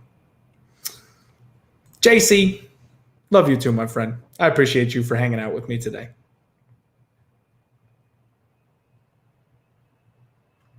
Okay. Oh, and Keto asking if it goes to the judges' scorecards, what's the likelihood that Shahbazyan wins? Well, we are in the Apex. We're back in Vegas. So because of that, you got to think that the striking is going to be favored, right? There are some places that really favor the grappling, some favor the striking a lot. And Vegas has shown that there's a lot of emphasis being put on the damage done. So if you're a grappler and you get someone to the floor, they haven't been crediting people for the takedowns unless you do something with it. So because Jack is very submission-oriented, not always going for the vicious ground and pound right away, I feel like maybe if he gets it to the floor, they scramble a little bit, they get back up. Edmen lands a couple of punches that stumble Jack Hermansson. They probably give Edmen that round. So I would think that, believe it or not, Shahbazyan probably has the edge if that thing goes to the judges' scorecards in a place like Vegas. The way they've been scoring recently, anyway, that is. Just an estimation. There's so many bad judges, and all the judges look for something different. So, unfortunately, you can't really predict that because we have no clue which judges are going to be assigned to which fight. So, hate to say it, but yeah. All right, here we go. Moving along. David Dvorak taking on Julian Paiva, just like you asked for, my dude. David Dvorak is 19-3, Paiva 20-3, and this is a battle of really exciting young up-and-coming prospects. David's got nice footwork. He's got a long jab. He's got a big, nasty body kick. When that guy lands to the ribs, yikes, it's like a baseball bat. He throws A lot of feints, gets his opponents uncomfortable. He's got great head movement. He strikes in combinations, and he always flurries. It's always 3, 4, 5 punches. It's never just one or two. This guy is really slick on the feet. Raulian Paiva, he's training out of Team Alpha Male, working with Cody in the main event, and then Ramos from earlier on the card. So really good company for a kid like Raulian Paiva to be in. This kid fights long, he hits really hard, and he's another very, very skilled fighter, another very skilled striker, very well-rounded on the feet. We don't know so much about his ground game because he doesn't tend to go there. Neither of these guys are shooting takedowns. They both have high takedown defense rating, 80% for Paiva, 75% for Dvorak, so they're not going to be interested in shooting. Both these guys are going to stand toe-to-toe and see who falls first. Now, I do want to say that Paiva's had a little bit of a weird run in the UFC so far because the argument could be made that he should be undefeated, but some of his losses were wins and some of his wins were losses. Like he absolutely was robbed blind by Kai Kara-France when they were down in Australia for that fight. He beat Kai Kara-France in that fight. Do not get it twisted. And then he had that weird cut stoppage against Bontorin. He had Bontorin on skates. He had Bontorin hurt. And then Bontorin landed one big elbow on him and busted him wide open. The referee waved it off. So not a real TKO loss in any case there. And it was in a very short amount of time. So we didn't really get to see that fight play out as much as we would have liked to. And then he arguably lost his last fight to Ismagulov. Ismagulov got some takedowns on him and had more significant strikes on the feet than he did. So I know there's round scoring, and you might have been able to score at 29-28 for Paiva in that fight, but based on the numbers and based on the way the fight played out, Zalgas actually had a really good fight that night. So, again, that's like I said, you've got a couple losses that potentially should have been wins, but then his last fight was a win that maybe should have been a loss. Again, a very interesting spot where I think the UFC is trying to find out who the real prospect is in this division. And I feel like we should be looking at a pick'em here as kind of my only issue. So David Dvorak is a minus 145 favorite after opening minus 205. I don't blame anybody for betting Raulian Paiva at plus 165. I wish I had done my homework a little sooner on this one too, because if I could get plus 165, I'd be backing Raulian Paiva as well. That's way too wide. These guys are really evenly matched. We've seen David Dvorak rocked and hurt, and if it's going to be a striking match, Paiva's a guy that can absolutely take advantage of that. So I think this fight is going to be close. I think it's going to be hairy. I think it's kind of a dog or pass situation. I do lean with David Dvorak being the better prospect, the better fighter, but Paiva's in a better place. He's got a great gym. He's going to be improving fight to fight, and getting that plus money doesn't sound half bad. The thing is, I don't want to take plus 125 when I could have gotten plus 165 earlier in the week. And both these guys are tough. Both these guys are durable. Not a lot of opportunity for either of these guys necessarily to get finished. So I would say to bet on violence and take the under 2.5. That's plus 160. But at the same time, I could see both these young guys being tough and gritty enough to like pull through even when they get the fight turned on them, even when they take some damage. So there's an opportunity for both guys to finish, but there's also the opportunity for both guys to just force their way to a decision.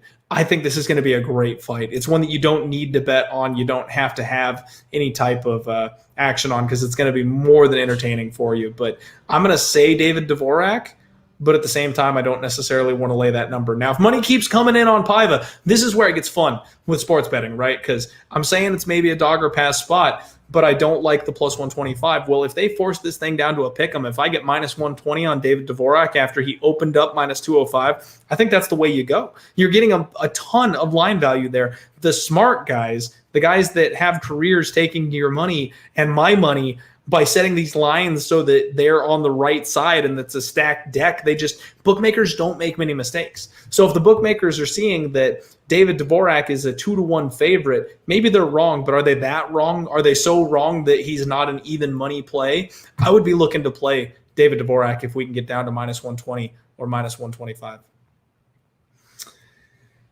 Yep. Corey, excited about the flyweights? How are we all not excited about the flyweights? They're so freaking good these days. Life of P Explorer on David Dvorak. Nathan kind of liking Paiva. All right. Dimitri looking by Dvorak by decision. I kind of like that. That is not a bad call there.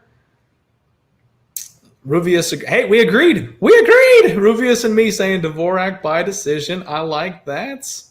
Oh, shit. My guy, MMA Locker Room. Shout out to MMA Locker Room doing all the fighter interviews here at Pub Sports Radio, saying Dvorak told him that he is going to finish Julian Paiva. So something that we need to consider if that's the fighter's attitude, if that's their mentality, maybe something you need to look into. Dvorak wins by KO TKO is plus 375. So little nugget of information there from our guy Locker Room.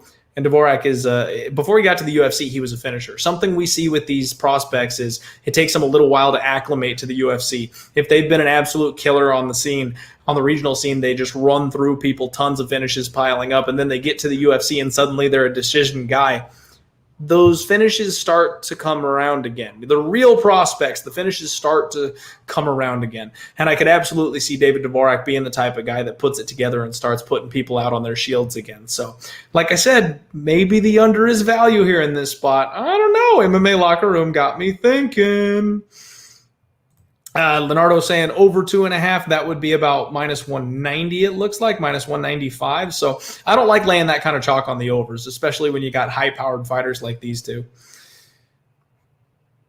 Yep, Darce, flyweight never die. They're the most exciting division these days. Remember when people were bored with lightweights? Do you remember when they were bored with lightweights? And now the flyweights are like the best division in the whole damn UFC. Love it. I love it. Rufus, I'm just messing with you, man. I'm just messing. I'm just having a good time. All right. The next fight coming up here is a women's featherweight bout. Felicia Spencer taking on Norma Dumont. Felicia is 8-2. Norma is 5-1. Felicia, extremely physically strong. She's one of the few 145ers left, the 145 division, probably just dying and being shut down after this. She's aggressive.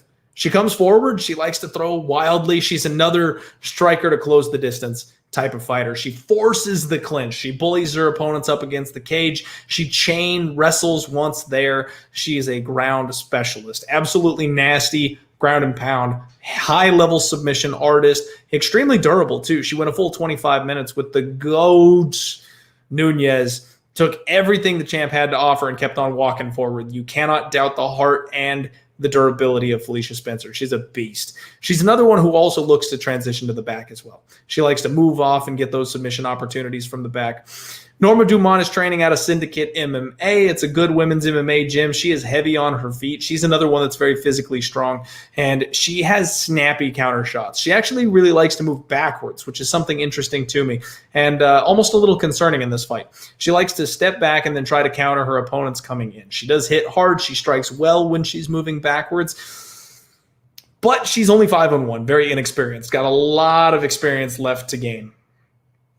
One thing to know about Norma Dumont is that she bounces between 135 and 145. Most of her fights are at 135, but she's taken 140 and 145-pound catch weights when needed. This is a spot where she's taken that 145 slot against a real 145er in Felicia Spencer. You got to wonder if Felicia is not just going to have a power advantage here, because that 10 pounds absolutely makes a difference. Felicia Spencer is a thick lady, and I say that with all the best intentions possible. She fills out well at 145, so I don't think that someone coming up from 135 is going to have much success, physically speaking, against someone like Felicia Spencer.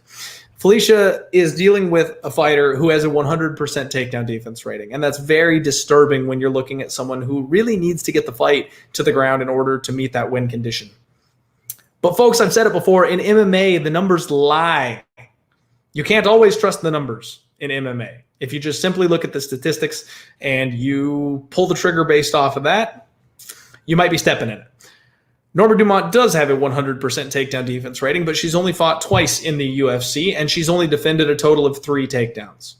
2 of those were from Ashley Evans-Smith, one of the worst fighters on the record today. So I'm not whatsoever impressed with this 100% takedown defense rating. I think Felicia Spencer is definitely the side here, and I'm a little confused at the money coming in the other way. Norma Dumont has been bet down from plus 170 all the way to plus 125, and I personally simply do not understand. Felicia Spencer is all the way down at minus 140 or minus 145. Now, here we go. I'm going to have to beg here again, folks. I'm going to have to beg for it. We've got 247 live viewers. I appreciate and love each and every one of you, yes, even the haters. It's Monday. Do us a favor. Don't rush out there right now and bet Felicia Spencer. Because if that line starts heading the other way, we're all going to have to take it. And I don't know that we're necessarily a big enough crew to start actually influencing these lines just yet.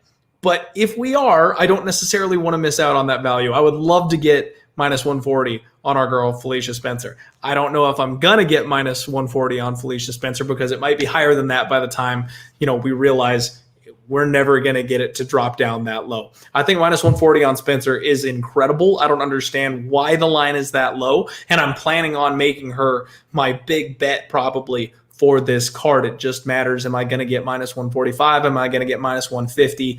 The last time I checked, I was only able to get minus 160, but I see the market moving the other way, so I want to get it down as low as humanly possible. I would like to see that minus 140 or minus 145 myself and be able to snag it. So please sit tight with me if you agree with me. Let's all not rush and crush that line just yet. And Anthony, just the hammer. This is going to be my hammer spot, I think, for this week. I think Felicia Spencer is the right side. I think Norma Dumont has not been tested. I think Felicia Spencer, having the caliber of competition that she has at 145, she's been awesome.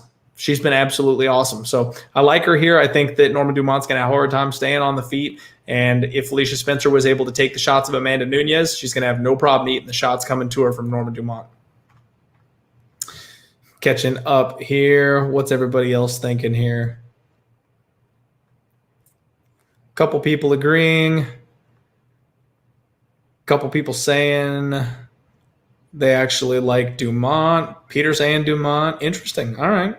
I'm not entirely sure how or why anybody would want to back Norma Dumont in this spot. I mean, maybe the line might have been a little wide at the open, but she's going to have to win a decision. She's going to have to defend every single takedown coming her way, and especially in the small cage in the apex. I think that favors our girl Felicia, and Felicia will be able to pin her up against the fence, and Felicia is a tornado. She's not the type of fighter that just lays on you, and the officials won't be able to count the aggression because she's not doing enough with her position or anything like that. Now, she's the type that's going to maul you and look to beat you through the canvas. So I absolutely think she's going to score, and I think that she's going to be able to grapple her way to a decision win or a submission.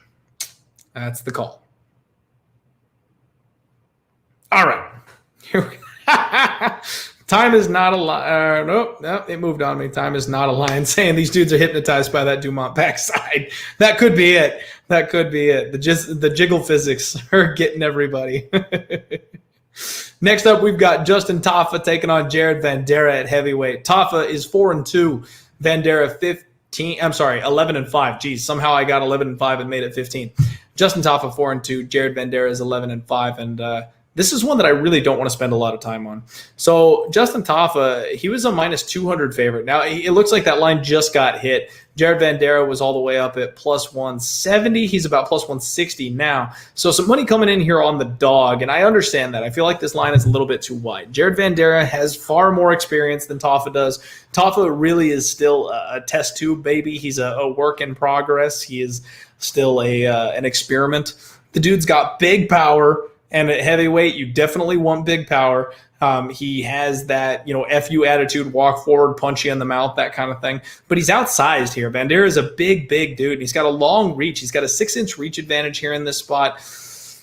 This is low-level heavyweights, folks. And I always say with low-level heavyweights that you take the dog. If you're talking two guys that can put each other out with a single shot, you take the dog. Jared Vanderaa is another one of these grappler types, though, and that's, I think, more of the issue is that it's Tafa by KO, Vanderaa by TKO maybe or submission. Vanderaa is going to need to get in and get the takedown. Tafa, very Mark Hunt style, where he's got the big, heavy stature, heavy on his feet, hard to take down. If Vanderaa can't get in and close the distance and get him to the floor, he might be in trouble on the feet, but I'm not laying minus 185 to find that out. I see some love coming in on Jared Vanderaa. I've never been sold on this guy.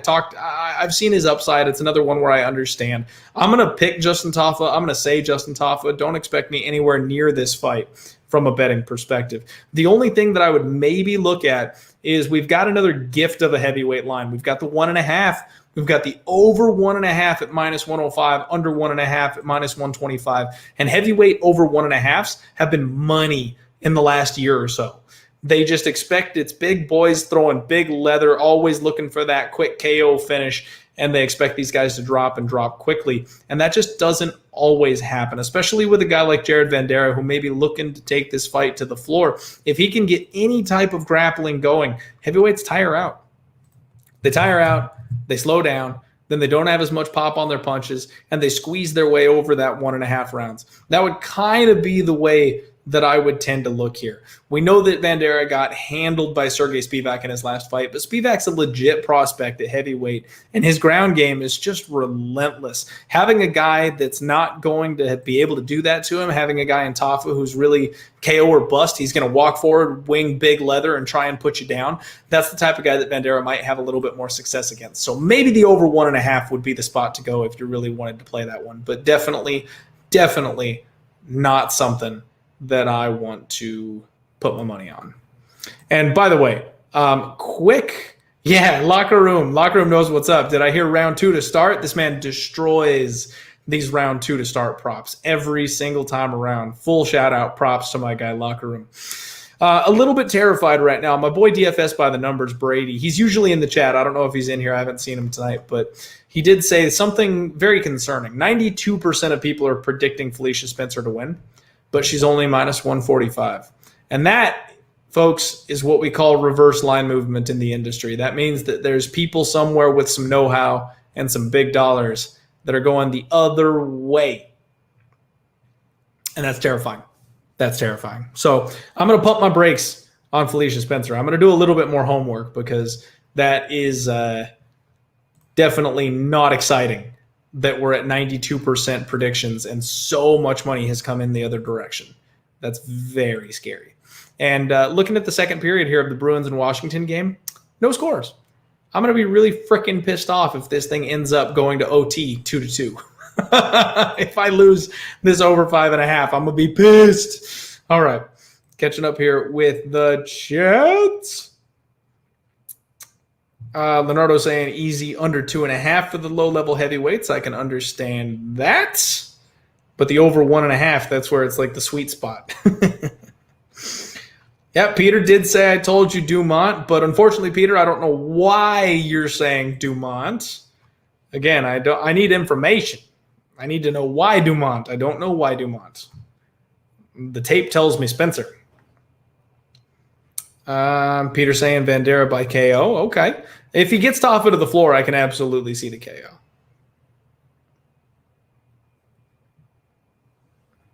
SKD, no. If anything, I'd be looking the other side. I'm definitely not hammering Hermansson. We went over that one already. Oh, Justin Villegas saying Cyborg is a bum. That's some hot fire right there. No, Cyborg is definitely not a bum, my friend. She's one of the greatest women's MMA fighters of all time. And just because she lost to the GOAT and moved over to Bellator doesn't mean jack shit. She's going to wreck some women over there, too. All right, moving this show along. We're getting to the end of the show, folks. And somehow, even though I said I'm going to try and keep it short, y'all know me. I'm a degenerate. I love betting. I love MMA. And we're still almost going to go 2 hours.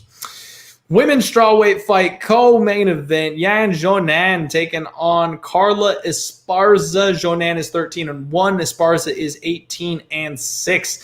Yan is a high-volume striker. She's the next big Chinese prospect that everyone's been waiting for. I have been on her basically the majority of her UFC career, and it's been a fun ride. She's been cashing tickets left and right.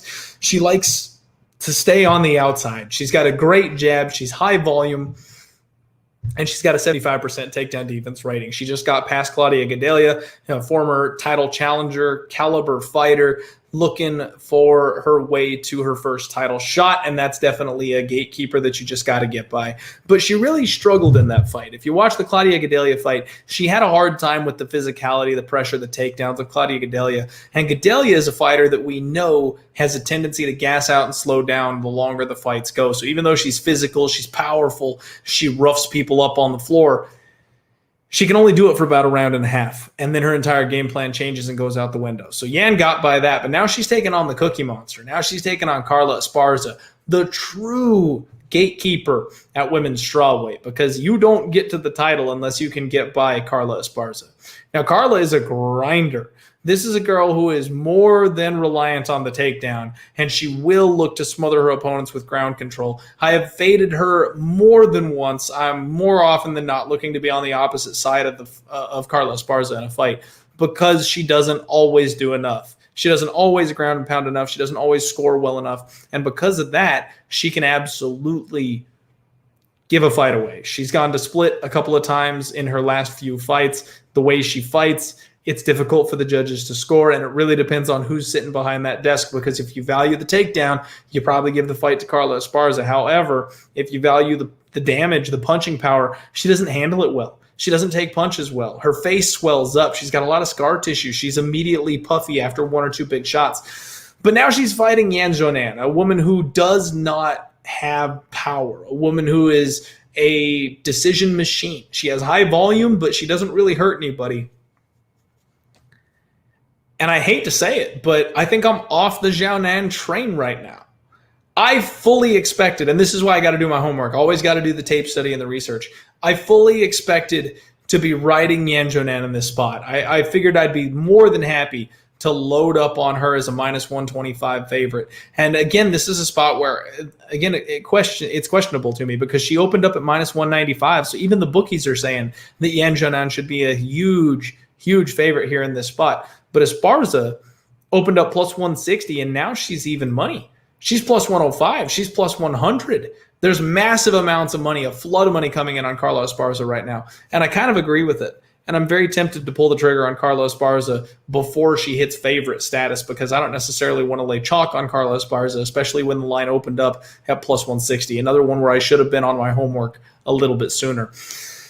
Carla doesn't slow down. If Yan Xiaonan wasn't able to stop the takedowns of Claudia Gadelha, Carla Esparza is also going to be able to get her to the floor. And what Carla does that Claudia doesn't is that she can just grind. She can stay on top of you. She can mat return you. She can mix in the trips. She can hang on the body lock. And honestly, Carla's striking has come a long way. She doesn't do things with power the way that Claudia does. So yes, Yan is a volume striker. Yan is going to out-volume Carla from distance. But Carla will be able to maintain pace. Carla will be able to hang in this fight. Carla will be able to mix in the takedowns, again in the apex, putting Yan Xiaonan up against the fence, punching her up against the cage, and roughing her up from there. I actually think that Carla Esparza is the right side in this fight. I don't know that I would go so far as to say that she should necessarily be the favorite, but I do think there's an argument to be made in that area. She's also going to be the shorter fighter, which, as we know, when it comes to wrestling, you want to be the shorter fighter. You want to be able to get to the legs and your hips of your opponent. Yan Xiaonan is really big. She's really strong. So this is a spot that I'm still kind of torn on because I missed the value. I missed the train. You know, if I was going to bet Carla Esparza at minus 160, minus 140, or sorry, plus 160, plus 140, that's the move. That's the way to do it. If I could get that number back, I'd be all about it. But unfortunately, I don't have those numbers anymore. Now I have to deal with even money, and even money may not be what I'm looking for. Even money may not be enough. So I may end up passing on this one, but I'm going to actually say that Carla Esparza pulls off the upset. I'm going to say that Carla Esparza ends up getting herself back into that title picture. Seeing what people are saying in the chat. Tomas agreeing with me here that Cookie Monster got this. Trying to catch up here. Nigel Lee saying Jen Nan, she's going to piece up Carla. Been working with Team Alpha Male for a while now. The wrestling should be improved. That's a good point, Nigel. If she's out there with Team Alpha Male, that's a very good point that the wrestling should probably be more than patched up at this point. So I might be a little bit off on that. I didn't remember that she had gone out to Team Alpha Male. Like I said, don't have my usual setup today, so this is a fight that I was not as in-depth on. I'm going to continue looking into it throughout the week. I know a lot about both these women, so running mostly off of memory for this co-main event slot here, and kind of the same with the main event. Nigel Lee asking what the over is, and you got to think it's chalked as hell. Minus 375, because Carla never finishes anybody, and Yan's a decision machine herself. So you can't think that either of these women are expected to finish their fight. So that over is definitely going to be something. I mean, if you're a parlay piece or a chalk lover type, go right ahead with that over. Juicy Q saying Esparza cost me a lot of money. Stay away. Absolutely. And like I said, she's been to splits a whole lot lately, so not getting the right amount of value where the line is at currently, I don't think. Ryan Schmidt saying China Doll is winning. All right. Sever33-3 saying laying and praying is an easy path to victory. Public loves heavy hitters. Sharks love grapplers. And that's absolutely correct. And I think that's why we've seen the money come in on her the way that we did.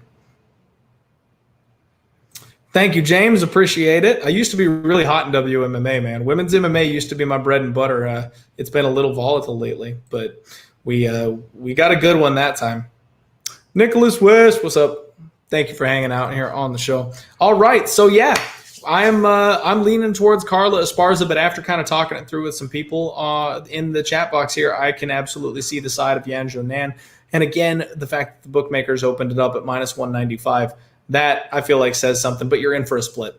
You're in for a split on this fight because it's 15 minutes. It's a 3-round fight, and you're going to have that, did the grappling favor more, did the striking favor more? That's the argument that we're going to have at the end of this one. So I think maybe just save the heartache and don't bet this one, because if you do, you know exactly what you're getting yourself into. Bantamweight main event coming up after one final break with a word from our sponsors, Pub Sports Radio.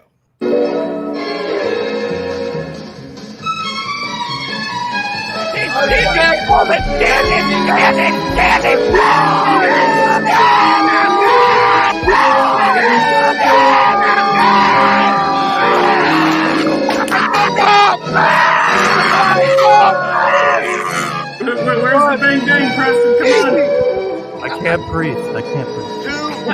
Pub Sports Radio. Come find us in Southtown 101. Subscribe on YouTube and all platforms where podcasts are found. All right. Let's talk about the main event, UFC Vegas 27. Rob Font taking on Cody Garbrandt. Rob Font 18-4. Cody Garbrandt is 12-3. And these guys, holy crap, these guys are mirrors of one another. And first off, let's start with the line. It's straight pick 'em. Minus 110 Cody, minus 110 Rob Font. It opened up minus 140 for Cody Garbrandt. It's been nothing but money coming in on Rob Font since.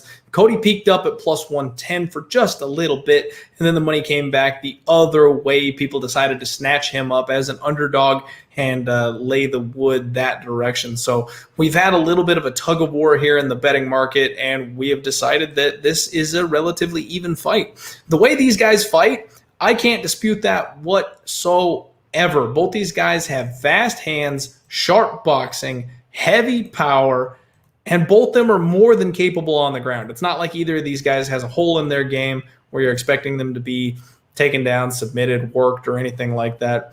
And what we have over their stats, though, is a huge, huge discrepancy, right? Marlon Moraes was the last opponent for Rob Font, and that was arguably speaking the best one of his career. Highest level fighter that he's fought, and he took him out. I mean, that was unceremonious. He booted Marlon Moraes out of here without a second thought. He's fought Ricky Simon, Sergio Pettis, Raphael Assunção, Thomas Almeida, Pedro Munoz. So, I mean, not a bad run for a guy like Rob Font. Cody Garbrandt, however, has fought TJ Dillashaw twice. Pedro Munoz, Raphael Assunção, Dominic Cruz, Takeo Mizugaki, Thomas Almeida. A lot of very similar names in that run, except he actually reached the pinnacle and he fought the champion Dominic Cruz and TJ Dillashaw. Now, he got KO'd by TJ Dillashaw back-to-back, both times. So do we necessarily count the fact that, oh, hey, he fought the guy, like he got his ass kicked in both those fights? That was so sweet. By the way, I can't wait for TJ to come back. I made good money on TJ Dillashaw in both of those fights. Now, Dominic Cruz, that's the best Cody Garbrandt that we've ever seen. That may be the best fighter in 135-pound history that we've ever seen. The night that he fought Dominic Cruz, he made Dominic Cruz look silly. But we've only seen that man once, and we've never seen him again. So if Cody Garbrandt is able to recapture that magic, then he probably should be a bigger favorite here, and he's more than capable of taking somebody like Rob Font out. But like I said, he has never, ever looked that good again. Rob Font is 5'8", so is Cody Garbrandt. They're going to be the same height, but Garbrandt has a 65-inch reach, whereas Rob Font has a 71-inch reach. And unless that is a typo here on the UFC stats page, that's a 6-inch reach advantage. At this weight class, that's a big freaking deal. I feel like that might be some kind of an error, but they don't make many of them. Rob Font, over the course of his career, has averaged 5.21 significant strikes per minute. He absorbs only 3.85. He's very defensively sound as a striker, whereas Cody Garbrandt relies on his chin and his power. He averages 3.35 significant strikes per minute, absorbing 3.33 in return. So he gives as good as he gets, and we have seen that Garbrandt's chin has just failed him repeatedly. Over and over, this man has taken punishment, and that's when, really his 3 losses have all come by KO. Granted, it was Pedro Munoz and TJ Dillashaw, 2 of the hardest hitting guys in the division, but that's still a big red flag because he relies on being hittable. Even in the Raphael Assunção fight, there were opportunities. Now, I actually took the opportunity to try to fade Cody Garbrandt in that fight. Assunção is not the guy. He's a little older. He's a little too slow. The speed difference really was the key. Cody Garbrandt looked like he was back on track in that fight. But Rob Font is a guy that's got the speed that's able to keep up with a guy like Cody Garbrandt. Rob Font's a guy that's going to be defensively solid enough that he's not going to get into a brawl with Cody Garbrandt. Even if he does, he's probably going to be the guy who gets away from those power shots a little bit more. Rob Font's never been knocked out in his career. He's been submitted one time, and that was because he got his neck caught by Pedro Munoz. Understandable. Besides that, it's all just been decisions, and he's on the run of his life right now. He's on a 3-fight win streak after dropping a decision to Assunção back in 2018. He's looked nothing but spectacular since he's come back. I like Rob Font. I think I'm going to take my opportunity to fade Cody Garbrandt one more time. Cody Garbrandt, absolute dick. Do not like him as a human being, and not many people I'm happy to see get knocked out, but Cody Garbrandt is definitely one of them. Getting even money on Rob Font, I think, is the move because his numbers are just far superior. And the fact that Cody Garbrandt can be suckered into a wild brawl, the fact that if the fight is not going Cody Garbrandt's way, he is more than willing to just drop his guard and swing for the fences. Yes, he's fast. Yes, he's explosive. Yes, he is powerful. If Cody Garbrandt hits Rob Font hard enough, maybe he's the first one to crack that chin. Maybe he's capable of being the first guy to put Rob Font down that way.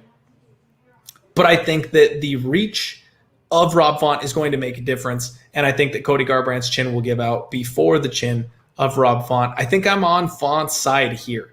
Now, I don't know if I'm necessarily going to lock that bet in. I probably need to sooner than later because the money is coming in on Rob Font. So if I want to beat that line move, I probably need to go ahead and make that bet. But I need to do a little bit more research. The co-main and the main event were the 2 fights where I'm familiar most with these fighters, so I didn't get to do all my research before the podcast today, unfortunately.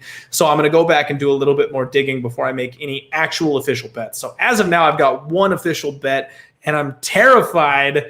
That's the one that we talked about earlier where I took our guy, Court McGee, at even money plus 100. I'm interested in Felicia Spencer. I am interested in Rob Font.